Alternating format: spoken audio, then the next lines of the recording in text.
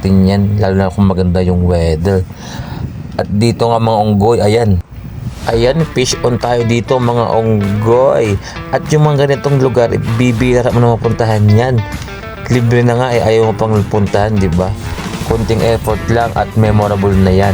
Mag-create kayo ng memories lalo sa mga ganitong lugar. Tapos yung ikwento sa mga kaibigan nyo na napuntahan nyo na. Alright. So ayun lang mga unggoy, balik na tayo sa barko, back to the ship. At isa na naman makabuluhang araw ang nagawa natin ngayon. At ito na pala yung huli natin tuna. Nahuli lang pala sa freezer ni unggoy. Alright. Hindi totoo yan. Bola lang yan.